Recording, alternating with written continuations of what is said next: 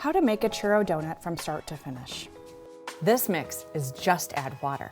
Our instructions are using 5 pounds of mix and 8 pounds of boiling water. First, properly scale the water and the mix using an accurate scale. Now, place the ingredients in the bowl. The order that ingredients are added to the bowl is important to ensure proper batter hydration to make mixing easier. First, add the water, then add the mix. Please note the water must be boiling. These directions differ from the bag so that this mix can run through a curler plunger. Turn the mixer on to first speed for 30 seconds. This will mix the batter slowly so you don't give yourself a flour shower. Next, mix on medium speed for 1 minute.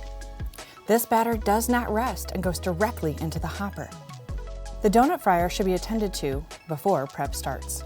First, turn on the hood, then add more fat if needed. Set the fryer to 375 degrees Fahrenheit and only fry donuts when that temperature has been achieved. Churro donuts require specific hopper and fryer settings. The fat needs to be 2 to 2.5 inches deep, and the bottom of the hopper needs to be 1 to 1.5 inches over the surface of the fat. Fry for 30 seconds, then flip using donut sticks and submerge for 2 minutes.